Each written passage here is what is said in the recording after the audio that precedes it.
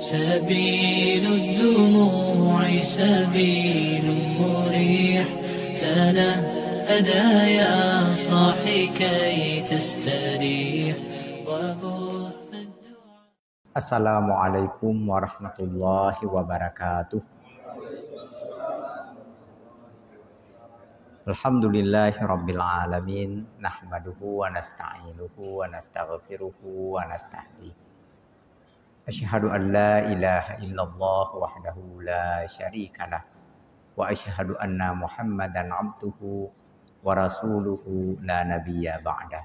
Allahumma salli wa sallim ala sayyidina wa maulana Muhammad wa ala alihi wa ashabihi wa man tabi'ah.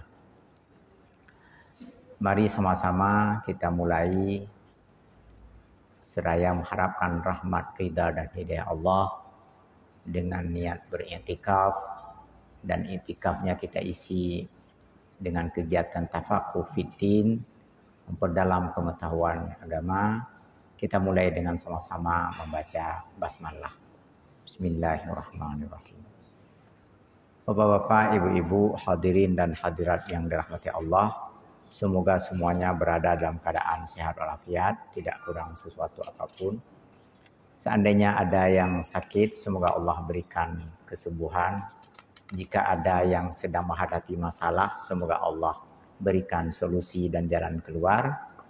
Dan apabila ada yang sedang atau baru ditimpa musibah, semoga Allah berikan kesabaran dan ketabahan kepadanya. Kita baca urutan ke-50 dalam kitab ini, keganjilan akhir zaman yang menjadi tanda hari kiamat yang diprediksi atau diramalkan oleh Rasulullah SAW. Yang ke-50 adalah tamannin nasu al-mauta, yaitu orang-orang mendambakan kematian. Tapi mendambakan dengan lafal tamanni. Tamanni ini menginginkan kematian, tetapi maunya di masa lalu gitu. Ini agak ini memang bahasa Arab ini agak unik ya. Kalau untuk masa depan taraji namanya. Ini untuk masa lalu. Maksudnya gini. Kalau bahasa orang kita bilang maunya saya sudah mati ya gitu. Pinginnya sudah mati, nggak usah lagi hidup. Jadi bukan besoknya mau mati, lusanya mau mati, bukan. Maunya udah mati kemarin, nah, gitu. Itu makna tamannin nasu al-mauta. Kenapa begitu? Itulah keganjilan akhir zaman namanya. Rasulullah meramalkan ini akan terjadi nanti pada manusia akhir zaman. Dan bukan satu dua. Menjadi fenomena banyak orang yang menginginkan kematian, atau banyak orang yang menginginkan dia sudah mati, nggak usah hidup lagi. Kenapa bisa seperti itu? Kita baca dulu sedikit.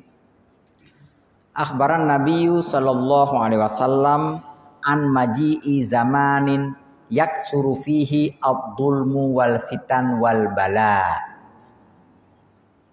Rasulullah sallallahu alaihi wasallam memberikan informasi tentang akan datangnya suatu masa yang di masa itu banyak kezaliman, kemudian peperangan, fitnah, cobaan-cobaan, wal bala, bencana.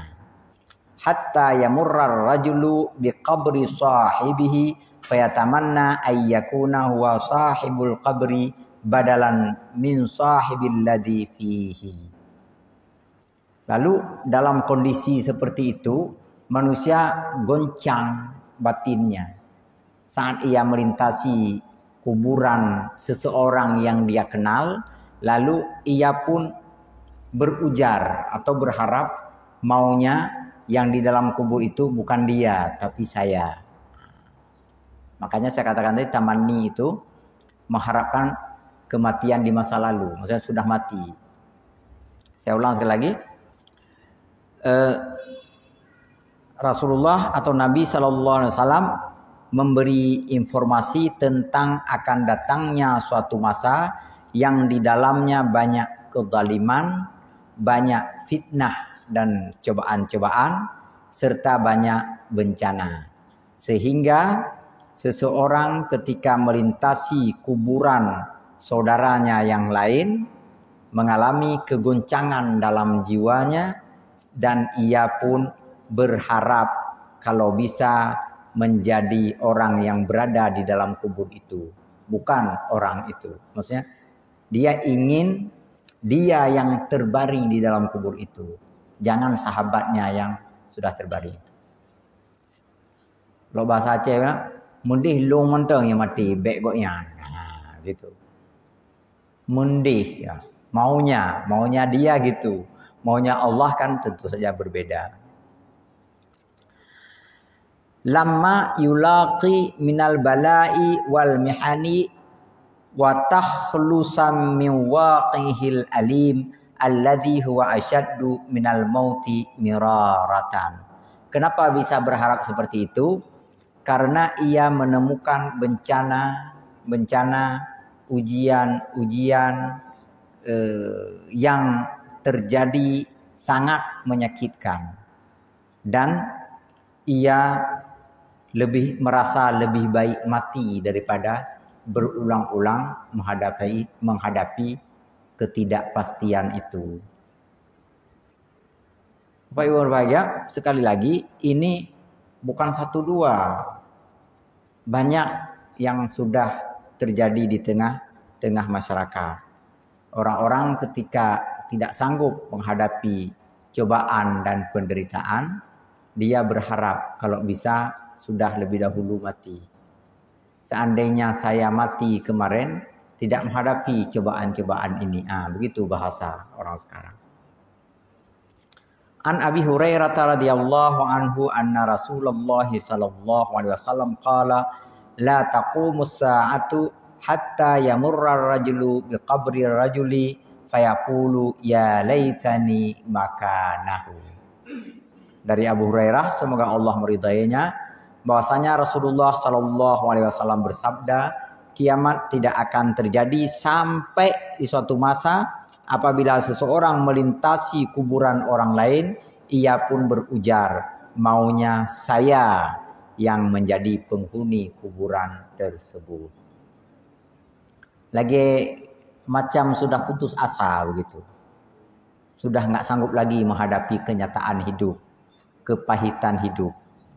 Cari uang susah, menyalurkan aspirasi juga tak tersalurkan. Berteman dicurigai, alah maunya mati aja, begitulah kira-kira. Andai tahun lalu mati nggak sesusah ini hidupnya. Kita lanjutkan ke nomor 51. Maji'u zamanin yusbihur rajulu mu'minan wa yumsi kafiran. Ini judulnya ngeri sekali. Akan datang suatu masa seseorang di pagi hari dia masih sebagai seorang mukmin, sore hari telah berubah secara drastis menjadi seorang kafir. Akhbaran Nabiyyu sallallahu alaihi wasallam bitaqallubi ahwalin nasi. Rasulullah sallallahu alaihi wasallam memberitahukan tentang terjadinya perubahan kondisi manusia. Wa tazabzabahum wa ikhtilafuhum. Bitaqallubi ahwalin nasi wa tazubzubihim wa ikhtilafihim likasratil fitan wa intishari syahwat wa qillati ahlil khairi. Nabi memberitahukan tentang terjadinya perubahan manusia sehingga menimbulkan kegoncangan juga ini. Tazabzub ini kegoncangan. Ragu-ragu manusia. Penuh dengan kecemasan. Karena banyak terjadi cobaan, banyak terjadi kesulitan. Wantisyaru syahwat. Banyak juga tersebar syahwat. Wa qillatu ahlil khairi, dan semakin berkurang orang-orang yang berbuat baik. Fatarar rajulu yusbihu mu'minan. Maka terlihatlah seseorang yang pada pagi hari dia masih sebagai seorang mukmin, Wa yumsi kafiran. Di sore hari telah berubah menjadi orang kafir. La yasbutu ala halin, tidak tetap pendirian. An Abi Hurairah radhiyallahu anhu anna Rasulullah sallallahu alaihi wasallam qala, dari Abu Hurairah juga riwayat ini bahwasanya Rasulullah sallallahu alaihi wasallam bersabda, badiru bil a'mali fitanan kaqita'il lailil madlami yusbihur rajulu mu'minan wa yumsi kafiran wa yumsi mu'minan wa yusbihu kafiran yabi'u ahaduhum dinahu bi'ardin minad dunya. Hadis riwayat Imam Al-Bukhari. Bersegeralah kalian melakukan amal saleh. Kalau ada kesempatan jangan tunda-tunda. Kalau ada sedikit uang, siapkan terus untuk berkurban. Oh panitia kah, beli terus kambing sendiri. Cari aja di mana ada orang jual. Kalau memang ada uang. Kenapa? Ini nggak ada uang kurban nih. Ini contohnya aja. Maksud saya, bersegeralah kalian beramal saleh selagi ada kesempatan. Karena suasana atau kehidupan yang kalian hadapi penuh dengan cobaan-cobaan. Penuh dengan fitnah. Ibarat melintasi malam yang gelap. Yang tidak nampak setitik, secercah pun cahaya. Meraba-raba dalam kehidupan ini. Sehingga seseorang bisa saja menjadi kafir. Sebagai seorang mukmin di pagi hari, lalu berubah menjadi kafir di sore hari. Atau menjadi kafir, menjadi mukmin di sore hari, tiba-tiba menjadi kafir di pagi hari berikutnya. Maksudnya gelap di sini bukan gelap material, bukan gelap tanpa cahaya indrawi. Gelap karena nggak ada pedoman lagi. Hana tatuho ikut le. Mau kita percayai sama orang ini pun kayaknya melenceng. Mau kita mengikuti cara itu pun banyak yang keliru. Sehingga hilang kepercayaan. Dalam kegalauan yang seperti itulah seseorang bisa berubah keyakinannya. Pagi dia masih beriman, sore mungkin sudah berubah menjadi kafir. Kenapa? Penuh dengan kegalauan. Nggak ada pedoman, nggak ada pegangan. Maka oleh karena sebelum datang masa itu atau sebelum kalian menghadapi kondisi seperti itu, pergunakan kesempatan untuk beramal saleh, kata Rasulullah. Jadi ini cobaan akhir zaman. Saya yakin saat ini sudah banyak orang mengalami hal yang seperti itu. Walaupun secara verbal, secara naratif mungkin orang-orang tidak atau belum menyatakan dengan tegas. Tetapi begitu sulit.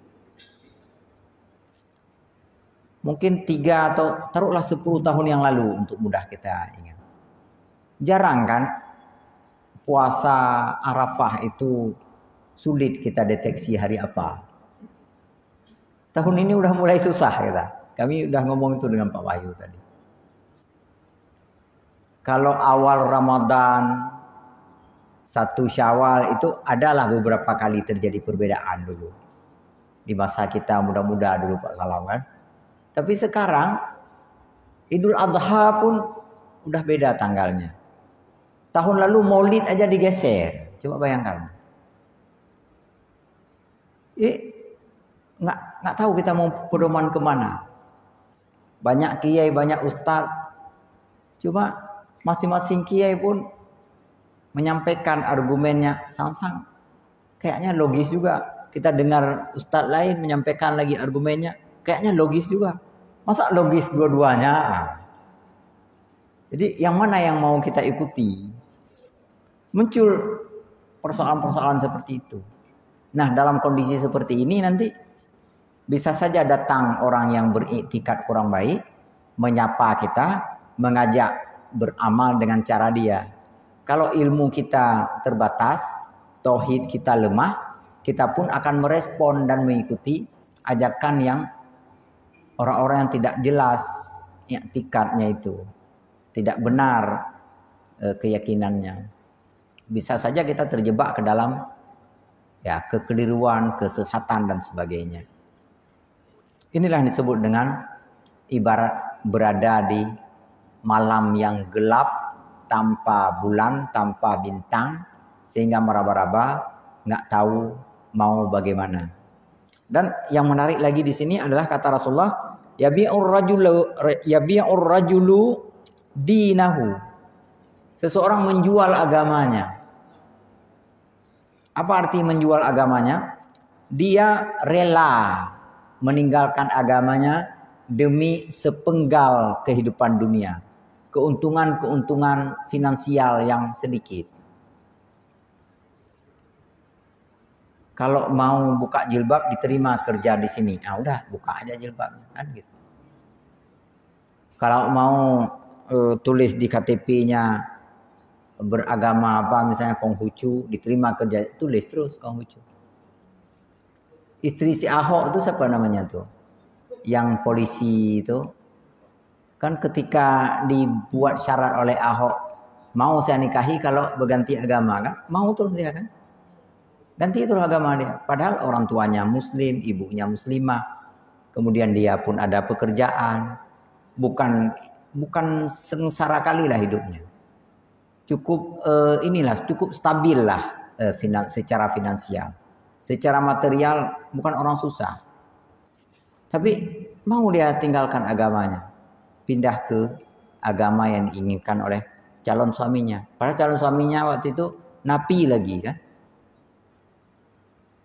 Dan ini yang diberitakan di media. Yang tak diberitakan Bapak Ibu cukup banyak. Yang terjadi di kalangan artis. Yang terjadi di kalangan para pencari kerja. Banyak sekali yang rela dia tidak lagi menjalankan keyakinannya, tidak lagi menjalankan agamanya demi memperoleh keuntungan-keuntungan finansial. Saya pernah ceritakan mungkin dulu di sini, di Masjid Raya pernah juga saya ceritakan di awal-awal pemulihan masa-masa NGO setelah tsunami, bulan-bulan pertama lah setelah tsunami. Kan uang habis, rumah rusak, kerja tidak jelas, kampus masih kotor, kampus UIN. Saya balik dari kampung mertua ke sini sampai sini putar-putar. Peng Hanalangke, Ule Mumang kan gitu kan. Ditawarin oleh orang, bukan ditawarin, diajak orang, yuk kita cari kerja. Cari kerja. Dapat kerja waktu itu. Kantornya di lewat Lamlagang sedikit. Rumah orang disewa jadi kantor sebuah NGO, kerja kami di situ. Besar gajinya. Cuma nggak sempat saya ambil gajinya, besar.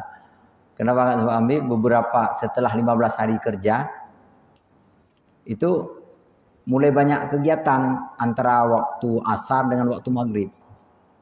Telepon sebentar-sebentar berbunyi, handphone, perintah ini perintah itu, buka email, ketik surat, menerima tamu, mencatat kedatangan barang dan segala macam. Dari pagi sampai jam 3 jam itu ngobrol aja di situ. Paling buka-buka email kemarin nggak ada pun. Begitu udah mulai pukul 3:30, udah penuh dengan pekerjaan. Hampir nggak sempat salat asar sampai nanti jam-jam 9 baru habis pekerjaan. Ada kesan mereka menginginkan salat asar dengan salat maghrib lewat gitu. Makan aja hampir-hampir nggak sempat. Tapi karena kita perlu duit kan, kaki udah kerja aja ini. Jadi begitu sedang kerja-kerja, sedang terima-terima HP, ambil koran, bentangkan situ, besok bawa sajadah, taruh situ salat asar. Sambil salat sambil nengok gitu. Jadi apa kata manajernya? Dia suruh salat nanti aja, atau salat aja terus sekarang. Popo sipluh semayang nih, orang tua nggak ngerti. Udah, yang mau salat terus sekarang. Nanti waktu udah sibuk jangan salat lagi gitu. Mamanya mana hidup gua kan? Mana ada tahu deh. Jadi bawa saja dah, taruh aja di. Rupanya besok lusanya ada 2 atau 3 hari sempat salat asar, dia bawa anak anjing. Tinggal ada sembahyang katruh anak saya. Anak anjingnya pun jinak minta ampun. Dijilatnya kain celana kita, tapak kaki kita pada saat sujud. Naik kita ke meja, kita bersihkan meja, kita naik ke meja, anjing itu pun cempam lompat ke meja. Gimana cara lomnya? Itu udah hampir dapat gaji itu, hampir 1 bulan kerja. AC naik puluh-puluh. Inilah cobaan. Saya berpikir waktu itu tsunami udah belum mati, kan itu. Jangan sampai mati setelah tsunami itu kan. Itu yang terpikir. Akhirnya udah keluar, nggak ada buat surat pengunduran, nggak masuk lagi kerja. Melayang tuh pengen, kaji ke penggok tuh, pengen hantu belau kita kan. Nggak dapat gaji di situ. Cari kerja lagi tempat lain. Gitu. Ini contoh saja bahwa kalau misalnya saya mau bertahan di situ akan kaya, akan banyak uang, besar gajinya. Kalau saya hitung dengan gaji dosen 1 bulan tuh hampir 10 kali lipat gaji dosen untuk masa itu. Jadi kalau dosen gajinya berapa 500.000, 600.000 waktu itu, dia sampai 6 juta gajinya. Kohek dah minta peng dumnang udah. Tapi itulah kita nggak boleh salat asar, nggak boleh salat maghrib. Ini contoh saja. Mungkin mereka tidak mengaku seperti itu saat kita misalnya membuat pengaduan. Mereka tidak membuat pengakuan itu. Ya udah salat terus. Cuma anjing di mana-mana kita pun nggak tahu mau ngadu kemana pada saat-saat seperti itu. Jadi inilah kondisi kehidupan di akhir zaman. Di banyak perusahaan-perusahaan di kota besar, di pabrik-pabrik, di konveksi tekstil dan segala macam, itu mereka mengalami hal yang seperti ini. Beberapa teman yang aktif di Jakarta itu sempat menerima pengaduan-pengaduan yang seperti ini. Sempat memang dicoba lakukan advokasi untuk memperjuangkan kepentingan masyarakat Islam. Ya ujung-ujungnya tinggal buat pilihan. Mau melanjutkan pekerjaan di sini atau enggak lagi. Mau resign resign namanya, tinggal keluar. Ini persoalan-persoalan di kehidupan akhir zaman mirip seperti ini. Baik, kita lanjutkan ke 52. Ini zakhrafatul masajid wattabahi biha, mengukir masjid dan berbangga-bangga dengannya. Mengukir masjid maksudnya membuat hiasan-hiasan di masjid, mempercantik, memperindah masjid. Lalu pertanyaannya, apa ini dilarang? Enggak dilarang. Lalu apa ini jelek? Apa ini buruk? Tidak juga buruk. Walaupun ada sebahagian orang memahami kalau demikian halnya masjid kita biarkan polos. Tidak ada ukiran, tidak ada lukisan, lebih-lebih di arah kiblat. Karena bisa melalaikan. Ada masjid yang polos seperti itu. Tetapi sebenarnya yang dimaksudkan di dalam hadis ini, satu di antara tanda kiamat adalah ketika orang lalai menggonta-ganti ornamen masjid itu. Menghabiskan uang infak, sedekah, wakaf orang-orang untuk menggonta-ganti warna-warni ornamen hiasan-hiasan yang ada di masjid. Wattabahi, yang paling menonjol kalimatnya di sini adalah at-tabahi. At-tabahi itu artinya membanggakan diri kepada pihak lain untuk menyampaikan kepada orang-orang selain dari warga di situ, masjid kami sangat indah, masjid kami sangat bagus. Tengoklah kalau nggak percaya. Bila perlu dia mengantarkan orang untuk memperlihatkan masjid dia. Bukan mengantarkan orang untuk salat berjamaah di masjid dia, bukan. Tapi mengantarkan orang untuk melihat, tengok masjid kami. Jadi itu yang diungkapkan di sini. Al aslu annal masajida daurun li ibadatillahi subhanahu wa ta'ala. Yabnihal abdu ihtisaban lil ajri was sawab. Masjid itu pada dasarnya adalah tempat untuk beribadah kepada Allah Subhanahu wa taala. Dibangun oleh hamba Allah untuk mencari pahala dan keridaan Allah. Lakin fi akhir zaman saya bani adadun minan nasil masajid wa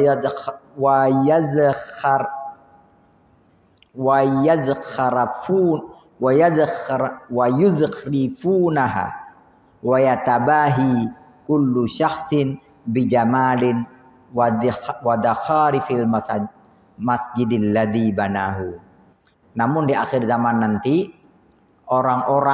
banyak di antara orang-orang membangun masjid lalu membuat hiasan dan membanggakan setiap hiasan yang ada di masjid itu. Jadi masjid diungkapkan dengan penuh rasa bangga karena keindahan arsitektur atau ornamen dan hiasan di dalamnya.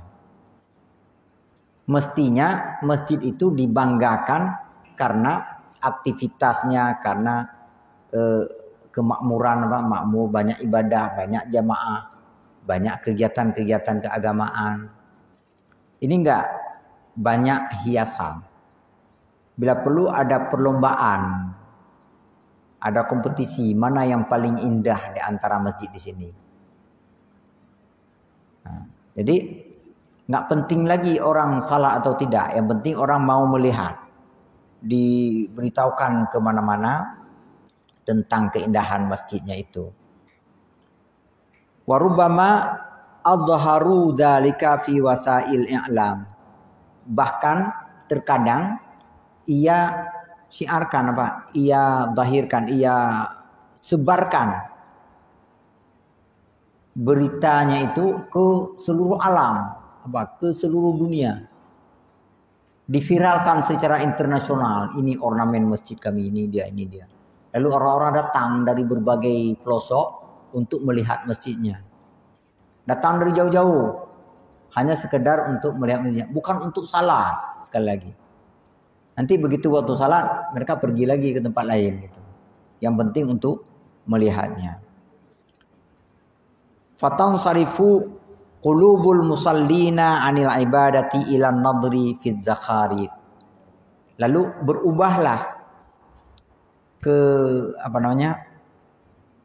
berubahlah rasa atau perasaan dari keinginan untuk beribadah kepada Allah di masjid itu menjadi keinginan untuk memandang ornamen yang ada di situ. Jadi masuk ke masjid bukan ingin beribadah di dalamnya, tapi untuk menatap keindahan-keindahan itu. Nah, gitu. Jadi yang ini, ketika fenomena ini terjadi, itu bermakna tanda kiamat pun sudah dekat.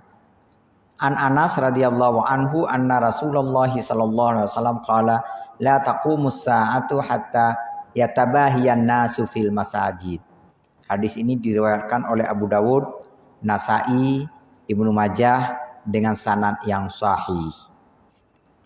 Kata Rasulullah sallallahu alaihi wasallam, kiamat tidak akan terjadi sebelum orang-orang membangga-banggakan masjidnya sendiri. Jadi warga Nesu lebih hebat masjid kami di Nesu. Warga Kampung Atu bilang lebih hebat masjid Kampung Atu. Warga Peniti bilang lebih hebat masjid Peniti.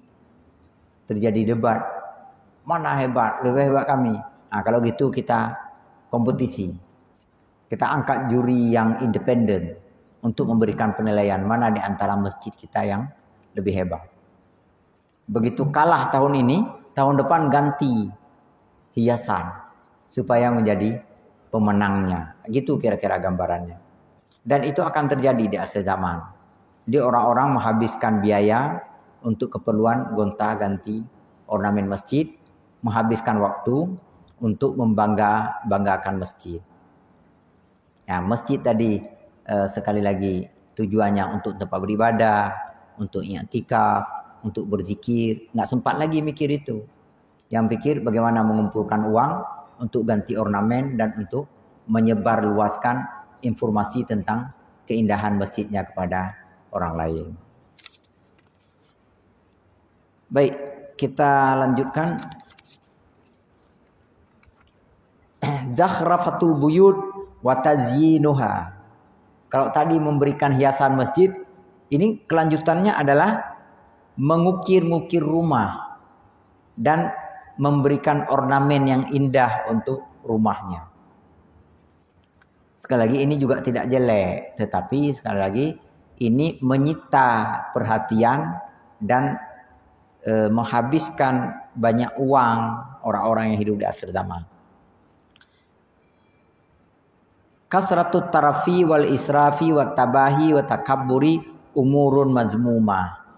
Terlalu berlebih-lebihan dan berbangga-bangga, merasa hebat dengan milik sendiri, itu merupakan perkara tercela. Sebagaimana firman Allah, wala tusrifu innahu la yuhibbul musrifin. Janganlah kalian berlebih-lebihan. Sesungguhnya Allah tidak mencintai orang-orang yang berlebih-lebihan. Wa fi akhir zaman yatabahin nasu wa fi akhir zaman yatabahin nasu bistaniris saminatil mutawwadatil mujammalatil ma'alakati ala jadrani buyutihim. Di akhir zaman nanti orang-orang suka membuat bercahaya, bersinar-sinar dinding rumahnya, kemudian perhiasan-perhiasan di rumahnya menjadi indah berkilauan gitu. Bersinar, berkilauan, bercahaya, menjadi indah. Tentu saja membutuhkan banyak sekali uang di situ. Lalu dari keindahan itu membuat mereka merasa bangga, merasa angkuh, merasa sombong karena telah mampu membangun rumah-rumah mewah. An Abi Hurairah, dari Abu Hurairah, semoga Allah meridainya, anna Rasulullah sallallahu alaihi wasallam, Rasulullah bersabda, la taqumus sa'atu hatta yabni nasu buyutan yushunaha wasyal marahil. Kiamat tidak akan terjadi sebelum manusia membangun rumah-rumah yang rumah itu diberikan hiasan-hiasan sampai berkilauan. Berkilauan maksudnya banyak cahaya-cahaya, indah sekali, begitulah kira-kira gambaran. Jadi sekali lagi, menghias rumah, membangun rumah, mempercantik, memperindah rumah, itu bukan pekerjaan tercela. Tetapi ketika berlomba-lomba, membangga-banggakan rumah yang dibikinnya indah itu, membuat rasa bangga, rasa takabur, nah itu terjadi di masyarakat kehidupan akhir zaman, di kehidupan masyarakat akhir zaman. Baik, kita baca satu lagi. Yang ke-54 adalah kasratus sawa'iq. Banyak petir. Wa hadza aidan min alamati saati wa yaksuru mautun nasi qatlan bisawa'iq. Ini juga salah satu tanda kiamat adalah ketika banyaknya orang mati terbunuh karena sambaran petir. An Abi Sa'id Al-Khudri radhiyallahu anhu anna Rasulullah sallallahu alaihi wasallam qala taksuru sawa'iq inda iqtirabis sa'ati hatta ya'ti ar-rajulul qauma fayaqulu man su'iqa qibalakum al-ghadatu fayaquluna sa'iqa fulan wa fulan wa fulan.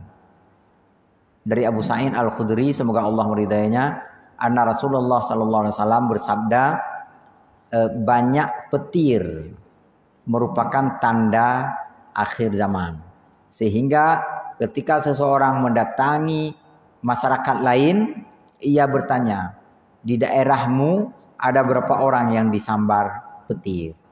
Lalu ia menjawab, hari ini yang disambar oleh petir adalah ini, dan ini. Maksudnya si A, si B, dan si C. Jadi dalam satu hari sampai 3 orang yang meninggal dunia akibat sambaran petir. Jadi petir memang sering kita pahami sebagai bagian dari persoalan alamiah, gejala alam. Karena ada persoalan listrik dan segala macam, ada energi yang saya nggak bisa jelaskan.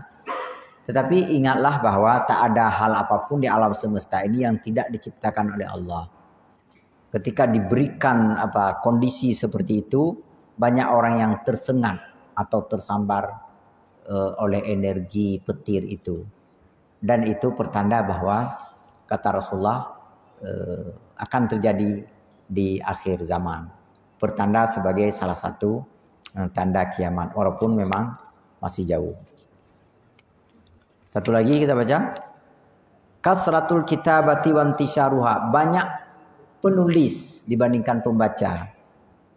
Banyak sekali tulisan.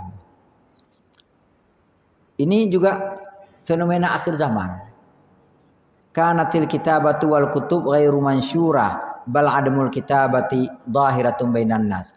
Dulu buku, tulisan, penulis itu bisa dihitung dengan jari. Zaman Pujangga Baru kan yang ada penulis Marah Rusli, Nur Sultan Iskandar, kan itu. Nggak banyak. Buya Hamka. Zaman sekarang semua penulis. Paling kurang nulis di WA, di Facebook, di Instagram. Inilah yang dikatakan oleh Rasulullah, nanti di akhir zaman semua orang jadi penulis, nggak ada lagi pembaca. Paling-paling baca tulisan sendiri gitu. Kirim ke kawan, kawan yang dikirim itu belum tentu baca, Bu. Kirim lagi ke orang lain. Jadi semua sudah menjadi penulis. Ini aneh, kan? Jadi kalau dulu yang menulis itu sedikit, jumlah tulisannya terbatas, sekarang semua orang menulis. Dan nggak ada lagi yang baca. Yang dilakukan setiap hari adalah menulis dan menulis terus gitu. Lalu apa buruk?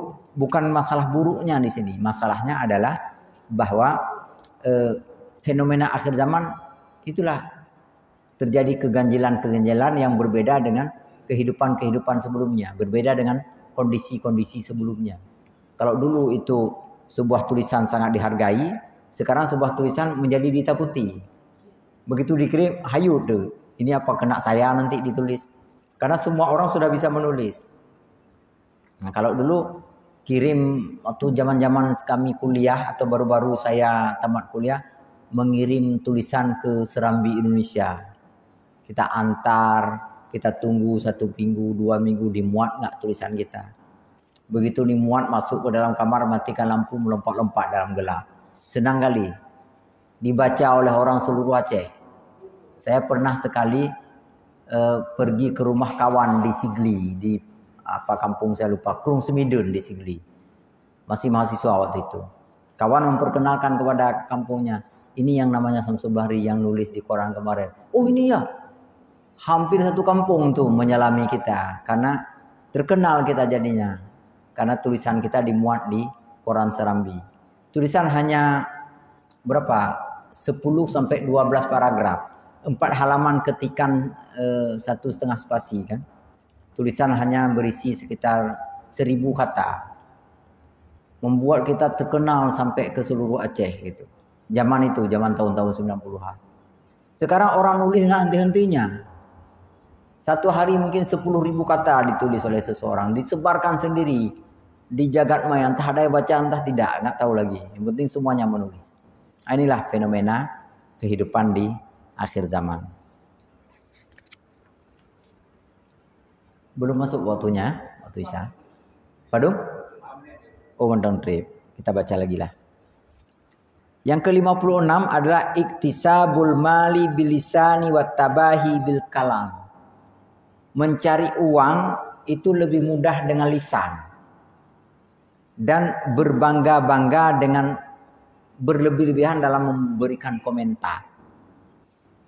Jadi kalau sebelumnya mencari uang itu harus dengan keterampilan, harus dengan kerja keras, harus dengan keahlian, maka di akhir zaman nggak perlu ahli-ahli lagi.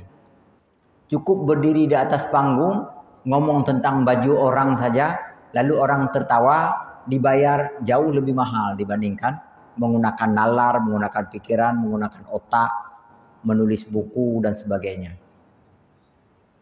Jadi menyampaikan kebenaran, menyampaikan konsep, menyampaikan teori, menyampaikan ide itu terlalu berat dan nggak banyak pendengarnya. Tetapi berdiri seperti berdirinya si Komeng misalnya kan, atau Raffi Ahmad dan segala macam, sambil berjingkrak, sambil mengejek kawannya, sambil mencela orang lain, itu justru mendapatkan bayaran jauh lebih tinggi dibandingkan yang terampil berperang, yang pandai menembak, itu gajinya jauh di bawah penghasilan orang-orang yang saya bilang tadi. Pak Bolot itu pura-pura peka aja, itu dibayar sekali tampil itu sampai 10 bulan gaji kita. Kita pegawai, kita TNI ini.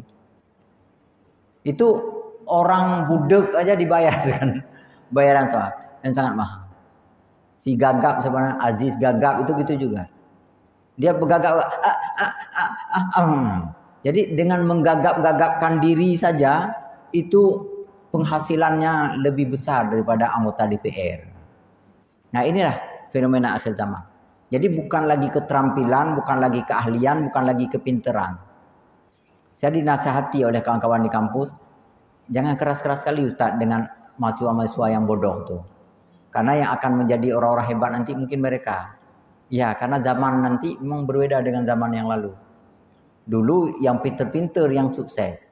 Untuk masa depan nih, berjadi yang bodoh-bodoh itu yang akan menjadi kaya raya begitu. Karena fenomena akhir zaman mencari uang bukan lagi dengan keterampilan dan keahlian, bukan dengan kecerdasan dan kepintaran, tetapi justru dengan kebodohan, dengan keganjilan-keganjilan yang lain, dengan bersikap konyol, berlaku konyol, berpakaian konyol, berkata konyol, dan kekonyolan-kekonyolan lainnya. Ini yang ke-56.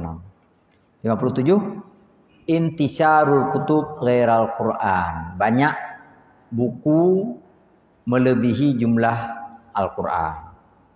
Ya, ini sekarang pun sudah kita alami. Dulu selain Al-Quran itu dibatasi jumlahnya. Tapi di akhir zaman nanti nggak mungkin lagi dibatasi karena orang-orang perlu buku dan orang-orang menulis buku. Selanjutnya zamanun yaksuru fihil al-qurra wa yaqillul fuqaha wal ulama. Di akhir zaman juga nanti akan lebih banyak orang-orang yang qari dibandingkan orang-orang yang memahami atau yang berilmu. Qari maksudnya pembaca Al-Quran dengan suara yang indah itu akan digemari, akan lebih banyak. Sedangkan yang memahami Al-Quran, kemudian yang mendalami isinya, ini menjadi semakin berkurang. Sayati zamanun taksuru fihil qurra wa yaqillul fuqaha. Akan datang suatu masa nanti di tengah-tengah kalian, kata Rasulullah, di mana para qari, pembaca Al-Quran secara berirama itu akan banyak jumlahnya. Sementara yang memahaminya itu semakin sedikit jumlahnya. Bapak Ibu yang berbahagia, kemudian kita lanjutkan lagi, ini masih berhubungan. Iltimasul ilmi indal asaghir. Mencari ilmu pada sumber-sumber yang tidak jelas. Ada balai pengajian di situ, yang mengasuh atau yang mengisi pengajian di balai itu tidak jelas asal usul ilmunya, tidak jelas katakanlah latar belakang pendidikannya, dari mana ia memperoleh ilmu, tetapi tiba-tiba orang berduyun-duyun datang kepada dia, ikut duduk menyimak pembelajaran dari dia. Ini iltimasul ilmi, mencari ilmu dari sumber yang tidak akurat atau tidak berotoritas.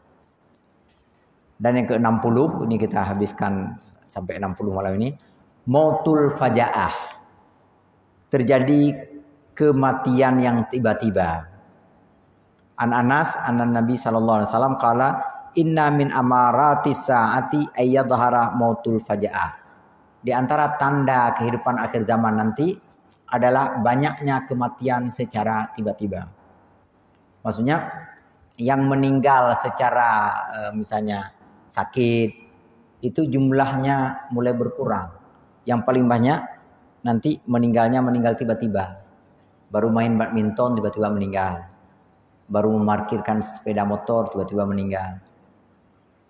Olahraga, berlari, berjalan, menyanyi dan segala macam banyak yang meninggal secara tiba-tiba. Kalau dulu kan meninggal karena perang, karena bencana, karena sakit. Minimal ada sakit lah 1 hari lah gitu.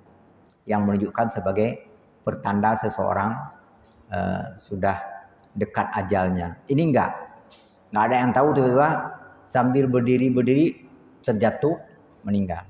Semakin banyak yang meninggal tiba-tiba itu semakin dekat dengan hari kiamat. Kita padai pertemuan kita malam ini, mudah-mudahan Allah meridai i'tikaf kita dan juga tafakuh fiddin kita. Dan semoga Allah berikan kesempatan untuk menyambungnya di pekan-pekan mendatang. Lebih kurang saya mohon maaf. Subhanakallahumma bihamdika asyhadu an la ilaha illa anta astaghfiruka wa atubu ilaik. Wassalamualaikum warahmatullahi wabarakatuh.